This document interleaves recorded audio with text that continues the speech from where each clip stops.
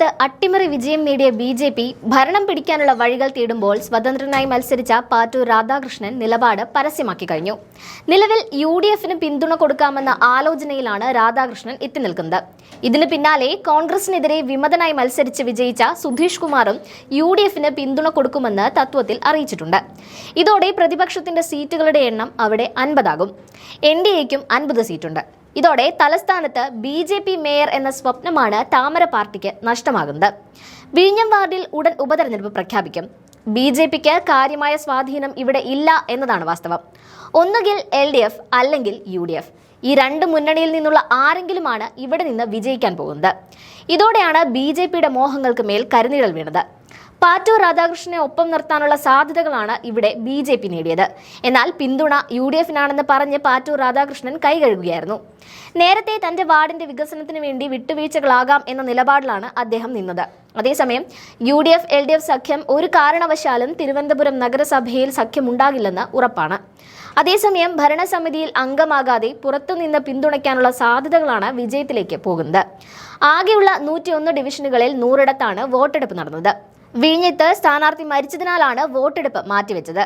വിധി എഴുതിയ 100 ഡിവിഷനിൽ ഇതിൽ 50ഇടത്താണ് എൻ.ഡി.എ വിജയിച്ചത്. കോർപ്പറേഷൻ ഭരിക്കാൻ വേണ്ടത് 51 സീറ്റാണ്. തിരുവനന്തപുരത്ത് 50 സീറ്റുകളിൽ വിജയിച്ച എൻ.ഡി.എ അധികാരം ഉറപ്പിച്ചെങ്കിലും ഇന്ത്യ സഖ്യം ഒരുമിച്ചാൽ ബി.ജെ.പിക്ക് ഭരണം ലഭിക്കാത്ത അവസ്ഥയുണ്ടാകും എന്നത് ബി.ജെ.പിയുടെ ഉറക്കം കളയുന്നുണ്ട്. ഇടതുപക്ഷം 29 സീറ്റിലാണ് കോർപ്പറേഷനിൽ വിജയിച്ചത്. യു.ഡി.എഫിന് 19 സീറ്റും ലഭിച്ചിരുന്നു. ഇന്ത്യ സഖ്യത്തിന്റെ ഭാഗമായ കോൺഗ്രസും CPM-ഉം ഒന്നിച്ചാൽ 48 സീറ്റാകും.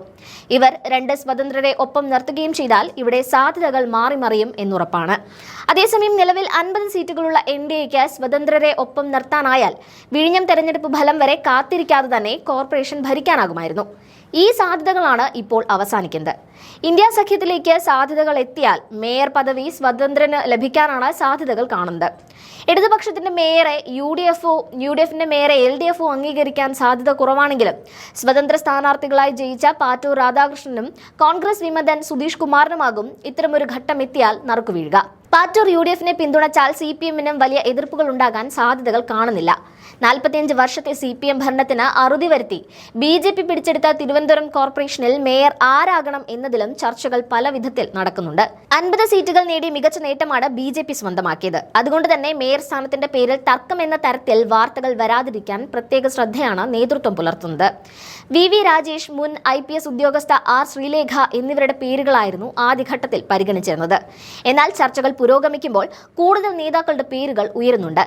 കോർപ്പറേഷനിലെ പ്രതിപക്ഷ നേതാവായിരുന്ന M.R. ഗോപൻ, മുതിർന്ന കൗൺസിലർ കരമന അജിത്ത് എന്നിവരുടെ പേരുകളും ചർച്ചയാകുന്നുണ്ട്. ഡെപ്യൂട്ടി മേയർ സ്ഥാനം വനിതാ സംവരണമാണ്. അതുകൊണ്ട് തന്നെ ശ്രീലേഖയെ ഡെപ്യൂട്ടി മേയറാക്കാനാണ് നിലവിലെ ധാരണ എന്നും പറയുന്നുണ്ട്.